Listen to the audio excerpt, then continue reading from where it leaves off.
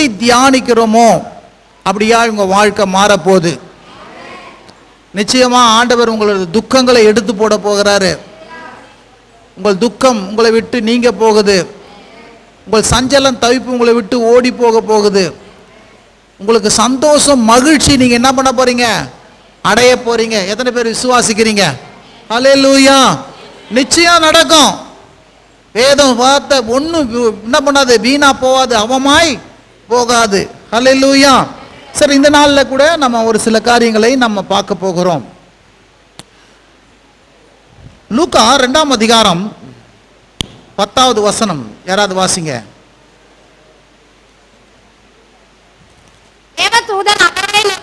தேவதூதன் அவர்களை நோக்கி பயப்படாதிருங்கள்,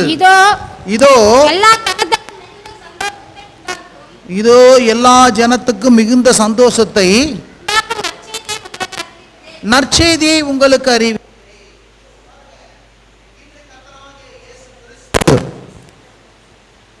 ரட்சகர் உங்களுக்கு தாவீதின் ஊரிலே என்ன பண்ணிருக்கிறாரு? பிறந்திருக்கிறார். கவனிங்க, தேவதூதன் அங்க இருக்கிற மேய்ப்பர்களுக்கு சொல்லுகிறான். என்ன சொல்றான் அப்படின்னா, இதோ எல்லா ஜனத்துக்கும் மிகுந்த சந்தோஷத்தை உண்டாக்குற நற்செய்தியை உங்களுக்கு அறிவிக்கிறேன். சொல்லுங்க, நற்செய்தியை உங்களுக்கு அறிவிக்கிறேன். அப்போ இந்த தேவதூதன் சொல்லுகிற செய்தி அது நல்ல செய்தி.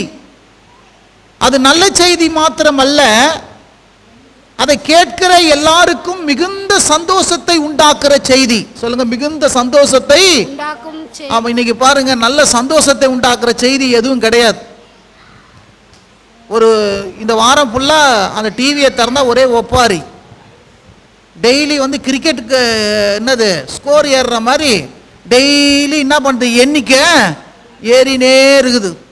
அதை திறந்தாலே கஷ்டமா இருக்குது. ஜனங்க அழுகுற பாடு பார்த்தீங்களா, ரொம்ப வேதனையா இருக்குது. அதை யாராவது கேட்டு நம்ம சந்தோஷம் அடைய முடியுமா? காலங்காத்தால யோசனை பண்ண பாருங்க. ஆனால் டிவி பெட்டியை தரதான் நல்ல செய்தி கிடையாது. எங்க அங்கே வெட்டிட்டாங்க, இங்கே பஸ் ஏறி போச்சு, அங்கே இவ்வளோ பேர் செத்துட்டாங்க, அங்கே ட்ரெயின் கவுந்துச்சு பாருங்க. உத்தரப்பிரதேசில் எங்க ஒடிசால ட்ரெயின் கவுந்துச்சான். ஒரு பொட்டி மேலே ஒரு பொட்டி ஏறி என்ன பண்ணுது இருக்குது. ஜனங்க மடியிறாங்க. இதை கேட்க சொல்ல சந்தோஷம் வருமா? வரவே வராது. ஆனால் பாருங்க, ஒரு நல்ல செய்தியை கேட்கும் போது சந்தோஷம் உண்டாகும். 2 நாளைக்கு முன்னாடி வெள்ளிக்கிழமை ஒருத்தர் ஃபோன் பண்ணி சொன்னாங்க, ரெட்டை குழந்தை பிறந்துக்குதுங்க, கர்த்தருக்கு ஸ்தோத்திரம். அல்லேலூயா. ஆண் ஒன்று பொண்ணு ஒன்று பிறந்துக்குது ரெட்டை குழந்தையில, கர்த்தருக்கு கொடா கோடி. அந்த செய்தி கட்டின ஒரே சந்தோஷம். வெள்ளிக்கிழமை. அல்லேலூயா. வெள்ளிக்கிழமை அன்னைக்கு கிரேஸ் அம்மாவுக்கு பர்த்டே வேற.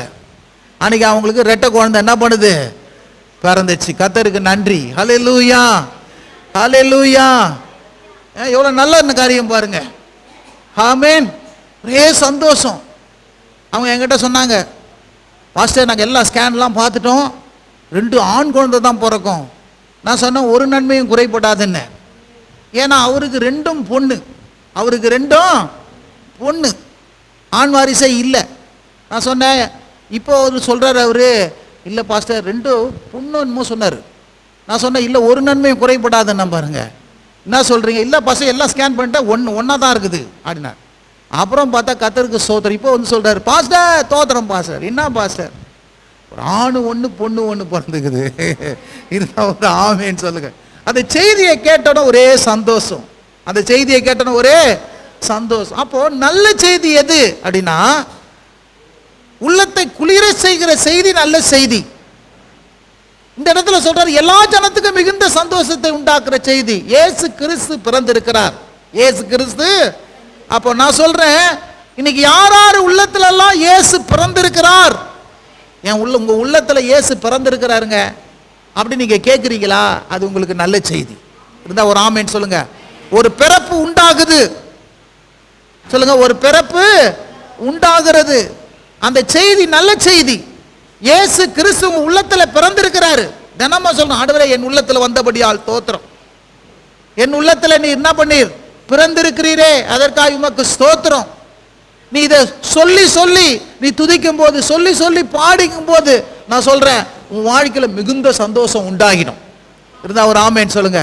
எப்படி இருள் எப்படி ஒளி எப்படி இருளை விரட்டுமோ, உன் வாழ்க்கையில் இருக்கிற எல்லாம் துக்கமும் வேதனையும் கண்ணீரும் எப்போ உன்னை விட்டு வெளியே போகனா, நீ சந்தோஷம் அடையும் போது தான் போகும். நீ எப்போ சந்தோஷம் அடைவ அப்படின்னா, ஆலயத்துக்கு வரும்பொழுது, அவரை பாடி மகிழும் போது, நல்ல செய்திகளை கேட்கும் போது தான் உன் வாழ்க்கையில் சந்தோஷம் உண்டாகும். சந்தோஷம் ஒன்று தான் ஒரு மருந்து. அதுதான் உன் வாழ்க்கையில் இருக்கிற எல்லா பிரச்சனையும் எல்லா போராட்டங்களையும் எடுத்து போட போகுது. உன் மனக்கு நிம்மதியை தரப்போகுது, உன் குடும்பத்தில் நிம்மதியை தரப்போகுது, ஒரு ஆசீர்வாதத்தை தரப்போகுது. இயேசு உன் வாழ்க்கையில் பிறந்திருக்கிறார். அது மிகுந்த சந்தோஷத்தை உண்டாக்குற செய்தி. அன்றைக்கு மாத்திரம் இல்லைங்க, இந்த காலை வேளையில இயேசுவை ஆராதிக்க வந்திருக்கிற ஒவ்வொரு உள்ளங்களையும் நான் சொல்றேன், உங்களுக்குள்ள இயேசு பிறந்திருக்கிறாரு. அல்லேலூயா. எதுக்கு உன் வாழ்க்கையில வந்திருக்கிறாரு? உன் வாழ்க்கையில கண்ணீரும் கவலையும் துன்பமும் வேதனையும் இருந்த, இனி நீ கண்ணீரும் கவலையில இருக்கக்கூடாது, கஷ்ட நஷ்டத்துல இருக்கக்கூடாது, உன் வாழ்க்கை சந்தோஷமா ஆக வேண்டும் என்பதற்காகவே என் இயேசு உனக்குள்ளாக என்ன பண்ணுகிறாரு? வந்திருக்கிறாரு. இருந்தா ஒரு ஆமேன் சொல்லுங்க. ஹல்லேலூயா, ஹல்லேலூயா. அப்ப இயேசு பிறந்திருக்கிற செய்தி, உனக்குள்ள வந்திருக்கிற செய்தி, அந்த நாள்ல இருந்து உனக்கு நல்ல நாள் தான். சொல்லுங்க. அந்த நாள்ல இருந்து சில நேரத்தில் பசங்க சொல்லுவாங்க, அப்பா அம்மா, எப்பா இவன் பிறந்தான்ப்பா, இவன் பிறந்ததுலேருந்து எனக்கு கஷ்டமெல்லாம் போச்சுப்பா, இவன் பிறந்ததுலேருந்து எனக்கு ஒரே ராசிப்பா, இவன் பிறந்ததுலேருந்து எனக்கு ஒரே லக்குப்பா, என்னை எங்கேயோ மேலே தூக்கிட்டு போயிடுச்சுப்பா. நான் சொல்கிறேன், இயேசு உன் வாழ்க்கையில் பிறந்ததுலேருந்து உனக்கு ரொம்ப நல்லா ராசியாக இருக்க போகுது, உனக்கு பெரிய அதிர்ஷ்டம் வரப்போகுது, பெரிய லக்கு வரப்போகுது, ஒரு பெரிய நல்ல நட்சத்திரம் உன் வாழ்க்கையில் பிறந்துச்சு. இனிமேல் என்ன பண்ண போகுது? உனக்கு நல்ல காலம்தான். இருந்தா ஒரு ஆமேன் சொல்லுங்க. ஹல்லேலூயா. இருந்தா ஒரு ஆமேன் சொல்லுங்க. இயேசு உனக்குள்ள பிறந்திருக்கிறார். சொல்லுங்க, இயேசு உனக்குள்ள பிறந்திருக்கிறார். இருந்தா ஒரு ஆமேன் சொல்லுங்க. வாசிங்க. இப்போ அப்போஸ்தலர்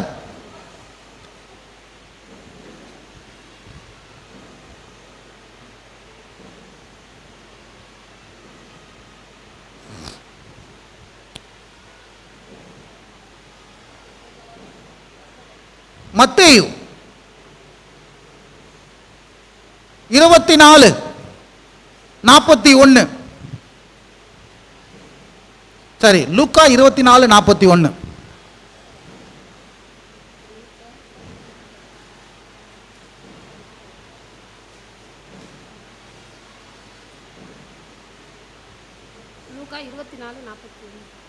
ஆனாலும் சந்தோஷத்தினாலும் அவர்கள் இன்னும் விசுவாசியாமல் ஆச்சரியப்படுகையில்,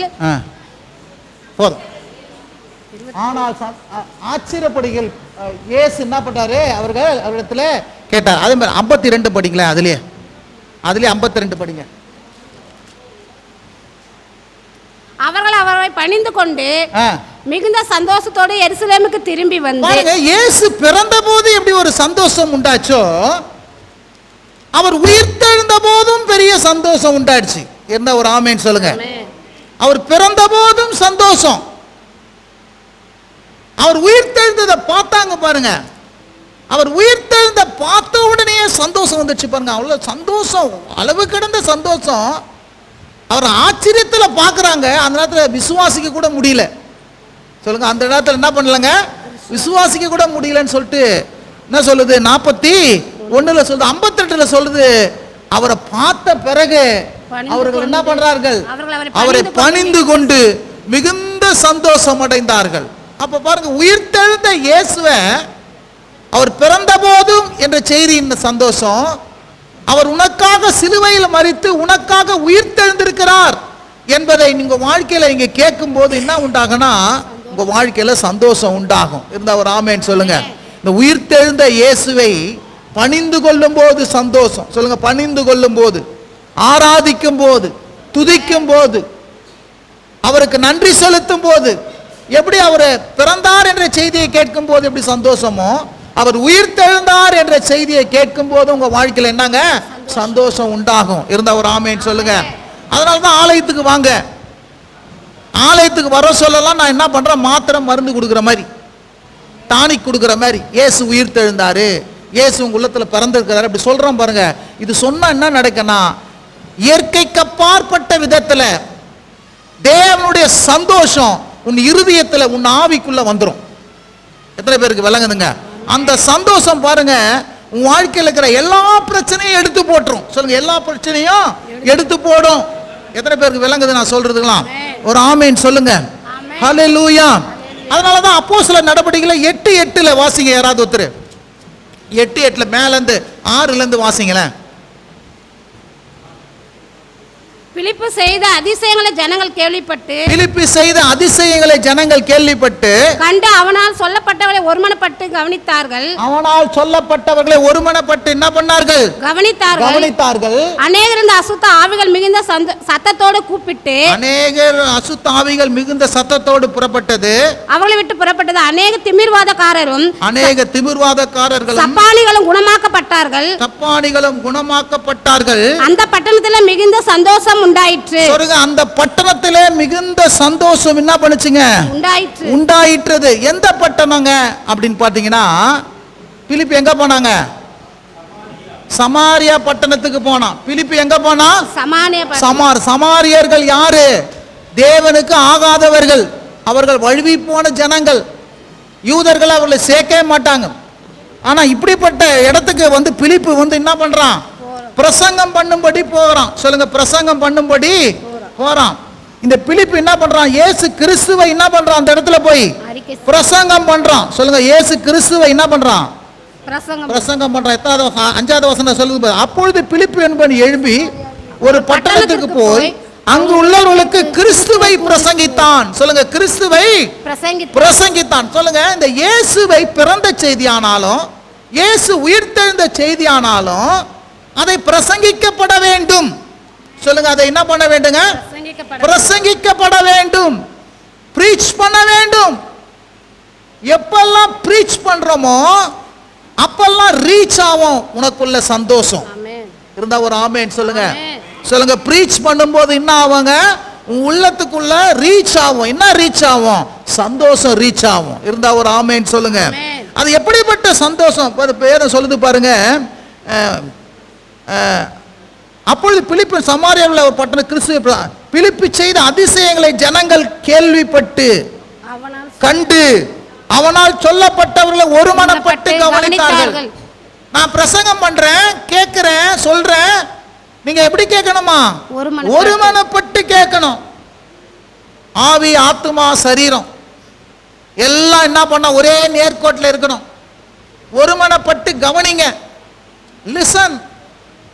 நீ ஒருமனப்பட்டு கவனிக்கும் போது என்ன உண்டாகும் அப்படின்னா, வேதம் சொல்லுது, அநேக அசுத்தாவிகள் சத்தத்தோடு கூப்பிட்டு அவளை விட்டு புறப்பட்டது. அநேக திமிர்வாதக்காரர் சப்பானிகள் என்ன பண்ணார்கள்?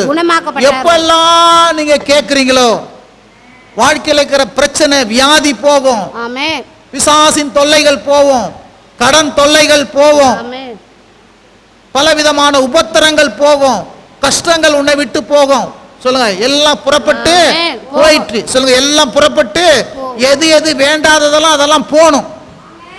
வலி, வேதனை, துன்பம் இதெல்லாம் உன்னை விட்டு போகணும். எதெல்லாம் புறப்பட்டு போதோ அப்ப இதெல்லாம் புறப்பட்டு போனாதான் நல்லது வரும். ரெண்டுத்தையும் ஒன்னா வச்சு நிற்க முடியாது. சொல்லுங்க, ரெண்டுத்தையும் ஒன்னா என்ன பண்ண கூடாது? வச்சு நிற்க முடியாது. எல்லாம் மிகுந்த சத்தத்தோடு என்ன பண்ண புறப்பட்டு போகுது. அநேகர் சுகமாக்கப்பட்டார்கள். அந்த பட்டணத்தார் மிகுந்த சந்தோஷம் அடைந்தார்கள். சொல்லுங்க, அந்த பட்டணத்தார் என்ன பண்ணாங்க?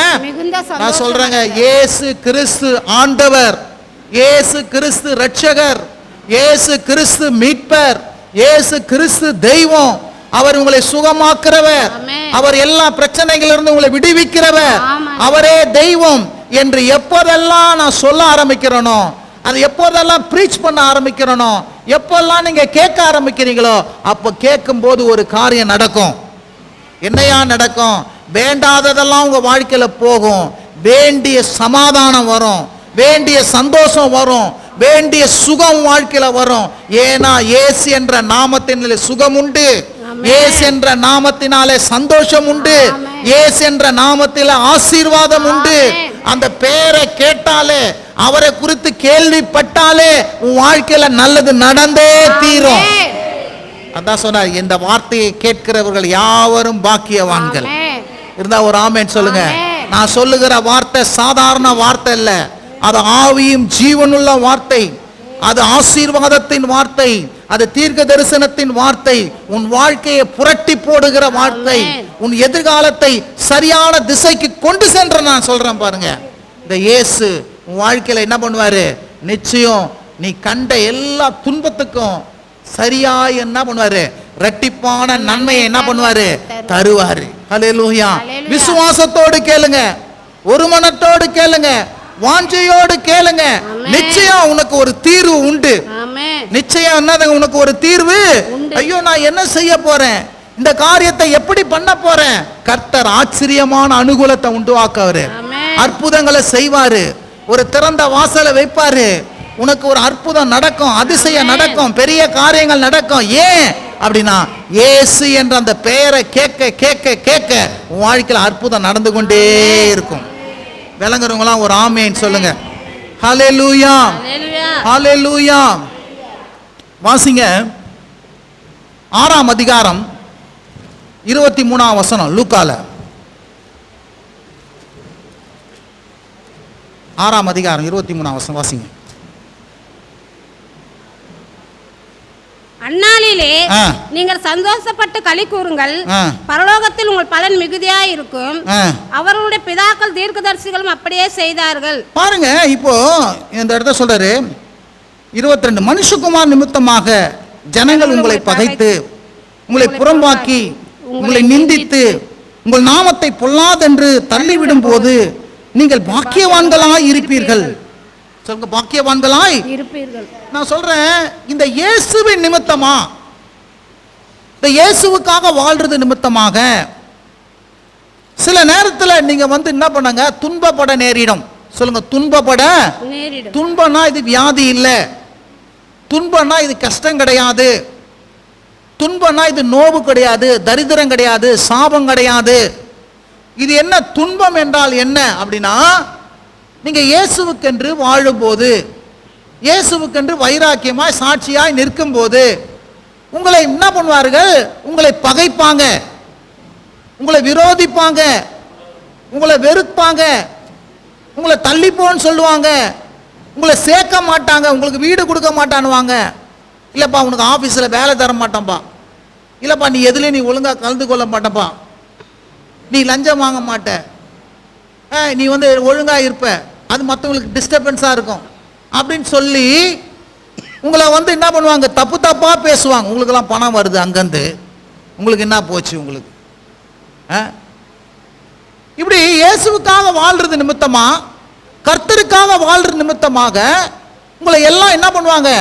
அவமாய் பேசி, ஏளனமாய் பேசி, கேலியாய் பேசி, கிண்டலாய் பேசி உங்கள் உள்ளத்தையும் உங்கள் இருதயத்தையும் என்ன பண்ணுவாங்க? இடற பண்ணுகிறவர்களா இருப்பாங்க. ஆண்டவர் சொல்றாரு, நிச்சயமா ஒரு உண்மையா கர்த்தருக்காக வாழ்ந்தா அவனை என்ன பண்ணுவாங்க? சில நேரத்தில் சில பேர் பகைக்கத்தான் செய்வான். இப்ப பகைக்கிற வரும்போது சில நேரத்தில் நம்ம என்ன பண்றோம்? இப்படி பகைக்கிறானே, இப்படி எதிர்க்கிறானே அப்படின்னு சொல்லிட்டு நம்ம சோர்ந்து போறோம். ஆனா ஆண்டவர் சொல்றாரு, நீ அந்த மாதிரி நேரத்துல கூட நீ சோர்ந்து போகாத. சொல்லுங்க, அந்த மாதிரி நேரத்துல கூட சோர்ந்து போகாத. இருந்தா ஒரு ஆமென் சொல்லுங்க. அப்ப அவர் சொல்றாரு, மனுஷகுமார் நிமித்தமாக ஜனங்களை உங்களை பகைத்து உங்களை புறம்பாக்கி உங்களை நிந்தித்து உங்கள் நாமத்தை பொல்லாதென்று தள்ளிவிடும் போது நீங்க பாக்கியவான்கள். அந்த நாளிலே நீங்கள் மிகுந்த சந்தோஷப்படுங்கள், களி கூறுங்கள், பரலோகத்திலே உங்கள் பலன் மிகுதியா இருக்கும். இருந்தா ஒரு ஆமென் சொல்லுங்க. இப்படி உங்களை கர்த்தருக்காக வாழ்றது நிமித்தமா உங்களுக்கு வேற வேலையே இல்லப்பா, எப்போ பார்த்தாலும் ஞாயிற்றுக்கிழமை கோயிலுக்கு போவேன்றீங்க, ஒழுங்காகவே வேலை செய்ய மாட்டீங்க, வேலை கொடுத்தா அப்படின்வான். ஞாயிற்றுக்கிழமை கோயிலுக்கு தான் போவேன்றீங்க, இப்படின்னு பண்ணா எப்படிங்க? நாங்களாம் இப்படி அப்படிலாம் நிறைய டைலாக்லாம் பேசுவாங்க. அந்த சூப்பர்வைஸ் எக்ஸ்போர்ட்டில் வேலை செய்யறனால நாங்களாம் கிறிஸ்துவ இல்லையா? கோயிலில் போய் தான் இது தேடணுமா, இங்கேயே தேடக்கூடாதா? அது இன்னும் அவ்வளோ நேரம் போய் உட்காந்துக்கிங்க. நாங்களாம் போய் ஒரு சல்யூட் பண்ணிட்டு போயிடுவோம், நாங்களாம் அப்படி நெத்தியில் இப்படி முத்தி போட்டுன்னு போயிடுவோம், நீங்கள் என்ன அவ்வளோ நேரம் போய் உக்காடுறீங்களே அப்படி இப்படின்னு சொல்லி வருத்த எடுத்துருவானுங்க பாருங்க. அவனுக்கு சொன்னாலும் அந்த ஜென்ம சோபம் உள்ள மனுஷனுக்கு என்ன பண்ணாது? புரியாது. நம்ம கர்த்தர் செஞ்ச நன்மைகளை எண்ணி பார்க்குறோம். அந்த மரியாதை போல நம்ம என்ன பண்ணுறோம்? அன்பு எண்ணி பார்க்குது, பாவத்தை மன்னிச்சுக்கிறாரு, எங்கேயோ இருந்தோம் எங்கேயோ மாற்றிக்கிறாரு. அதனால நம்ம தைலத்தை ஊத்துறோம் பாரு, மற்றவனுக்கு வீணாகுது. இதெல்லாம் வீண் இல்லையா? இதுக்கு அதுக்கு பண்ணியிருக்கலாமே, இதுக்கு பண்ணியிருக்கலாமே, ஏன் இந்த மாதிரி அப்படின்னு சொல்லி புத்தி கெட்டத்தனமா என்ன பண்ணுவான், பேசுவான். அப்படி பேசும்போது என்ன பண்றங்க, நீங்க என்ன பண்ணுங்க, அவன் பேசுறதுனால நீங்க டல் ஆகிடாதீங்க. நீங்க என்ன பண்ணுங்க, சந்தோஷப்பட்டு களி கூறுங்கள். பக்கத்து சொல்லுங்க, சந்தோஷப்பட்டு. இயேசுவுக்காக வாழ்றது நிமித்தமா பல இன்னல்கள் ஏற்பட்டாலும் சந்தோஷப்பட்டு களி கூறுங்கள். சொல்லுங்க, சந்தோஷப்பட்டு களி கூறுங்கள். இப்படி களி கூர்ந்தா என்ன தெரியுமா பண்ணீங்க, ஆண்டவர் சொல்ல, உங்களுக்கு பரலோகத்துல மிகுந்த பலன் உண்டாகும். சொல்லுங்க, பரலோகத்துல மிகுந்த பலன் உண்டாகுமா. இருந்தா ஒரு ஆமென் சொல்லுங்க. மத்தேயுல இதை எடுத்து பாருங்க. மத்தேயு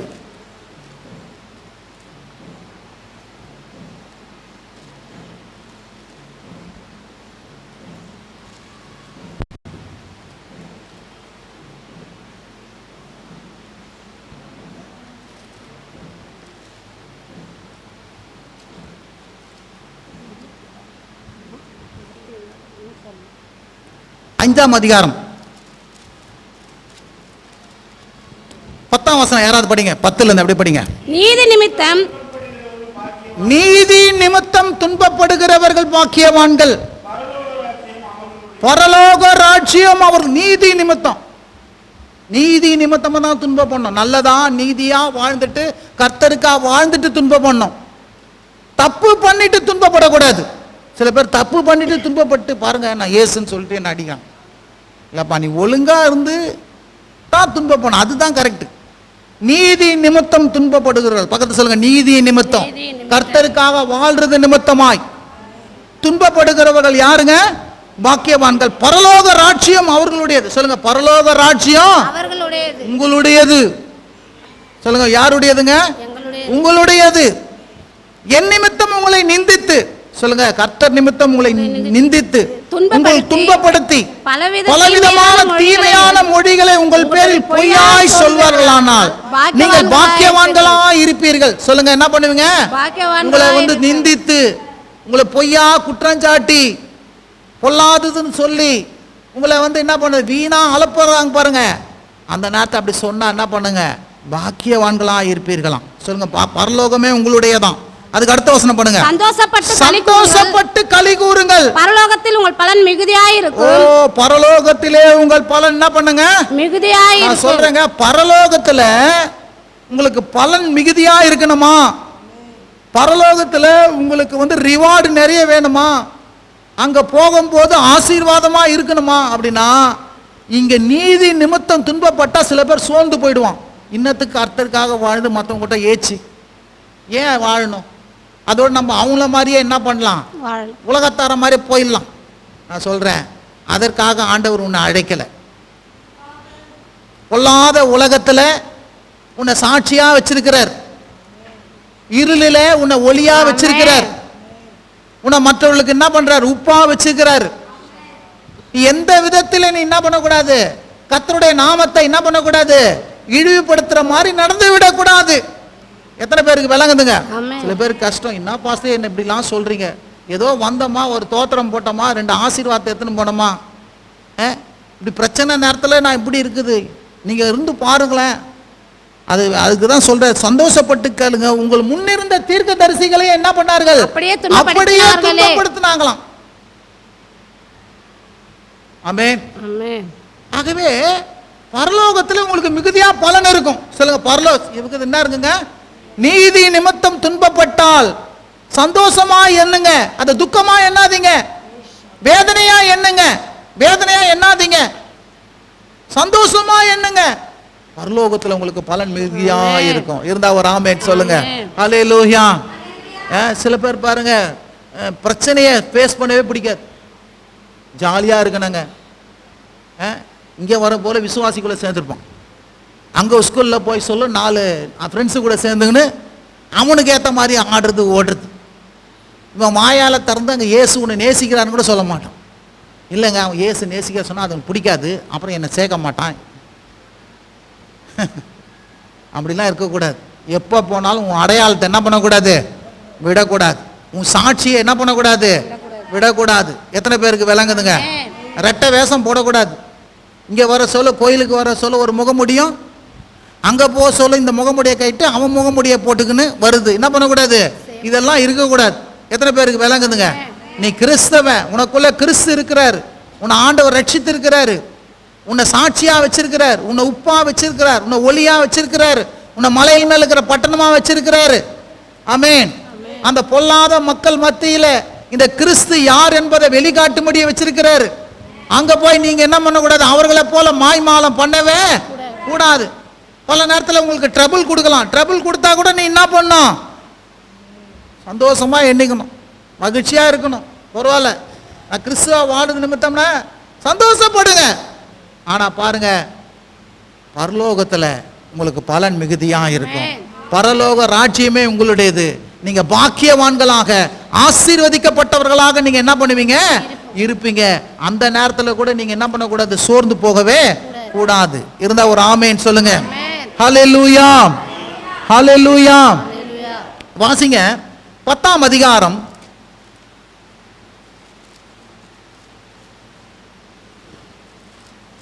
16 அடி வாசிங்க. லூக்கா 10ஆம் அதிகாரம். லூக்கா 10 வாசிங்க.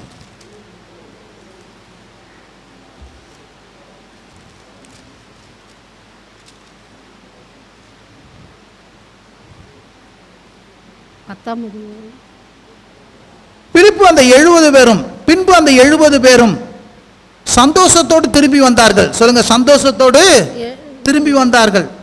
போட்டீங்களா?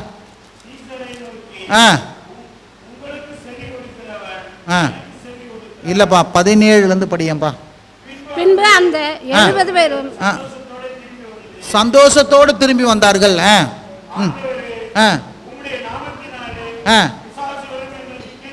பிசாசுகளும் எங்களுக்கு கீழ்ப்படுகிறது.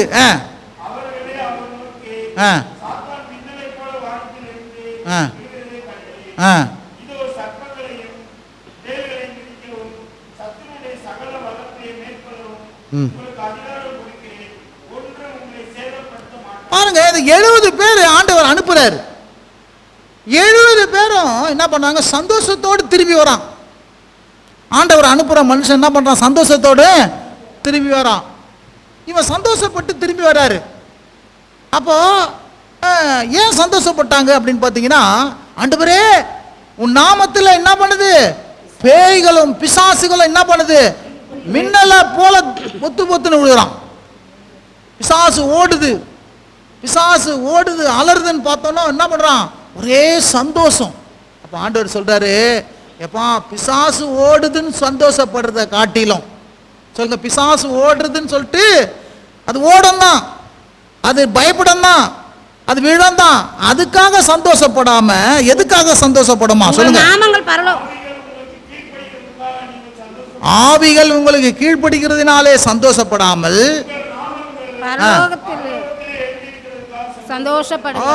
ஆண்டவர் சொல்றார், உங்க நாமங்கள் பரலோகத்தில் எழுதிருக்கிறதுக்காக. ஆவி புழுத பத்தி பெருசு இல்லையா? நீ என் பிள்ளை, நீ என் சொத்து, நீ என் சொந்தக்காரன், நீ எனக்கு உரியவன் என்று என்னோட ஜீவ புஸ்தகத்தில் உன் பேர் இருக்குது பாருங்க, அதுக்காக சந்தோஷப்படு. இருந்தா ஒரு ஆமேன்னு சொல்லுங்க. ஹல்லேலூயா. சில நேரத்தில் பாருங்க, இந்த ஊழியக்காரங்க அங்கே 2 பேய் ஓடிச்சு, இங்கே 2 பேய் ஓடிச்சுன்னு சொல்லி என்ன ஒரே விளம்பரம், எவ்வளோ பத்திரிக்கை, எவ்வளோ சாட்சி, பொத்து பொத்துன்னு ஊந்துட்டாங்க அப்படின்னு சொல்லுவாங்க. ஏங்க விளம்பரம்? சொல்லுங்க, விளம்பரம். பேய் உண்டுதுன்னு போட்டு இவங்க சந்தோஷப்பட்டு அதனால பெரிய ஆதாயத்தை தேடி சொல்ல, பேய் உழுது பிசாசு விடு அதெல்லாம் ஒன்றும் இல்லை, நன்னா பிஸ்னஸ். அதனால சந்தோஷமும் அதை ஆதாயப்படுத்தி அதை விளம்பரப்படுத்தணும்னு அவசியம் கிடையவே கிடையாதுப்பா. அதை காட்டிலும் பெருசு என்ன தெரியுமா? உன் பேர் ரிஜிஸ்டர்ல இருக்குது. எங்க இருக்குதுங்க? என் பேர்ல, என் புத்தகத்தில் இருக்குது, பரலோக புத்தகத்தில் இருக்குது. இருந்தா ஒரு ஆமேன் சொல்லுங்க. இதெல்லாம் சின்ன காரியம். இதை போய் பிசாசு உழுது பேய் உழுதுன்னு சொல்லிட்டு சந்தோஷப்படாத, மேலான சந்தோஷப்படு. நின்னையா சந்தோஷப்படு. நான் உங்க உங்க உங்க புஸ்தக ஜீவ புஸ்தகத்துல உங்க நாமங்கள் எழுதப்பட்டிருக்கிறது. இருந்தா ஒரு ஆமேன் சொல்லுங்க. நீ எப்போ இயேசுவை விசுவாசியோ, எப்போ இயேசுவை நம்பினியோ, அப்போ நான் சொல்கிறேன் பாருங்க, பிசாசு நீங்கள் ஒரு வேளை நீங்கள் போய் மற்றவங்க போய் ஜெபம் பண்ணுவீங்க, அப்போ பேய் ஆடும், பிசாசு ஆடும். ஒன்று நான் ஜெபம் பண்ணிச்சு பேய் ஆடிச்சு பற்றியா அப்படி என்ன பண்ணக்கூடாது? பெருமை பண்ணக்கூடாது. பெரிய தம்பட்டம் அடிக்கக்கூடாது. அதுக்காக நான் ரொம்ப போட்டு என்ன பண்ணுவோம், அட்வான்டேஜ் எடுத்துக்கூடாது. பாரு என்ன பாரு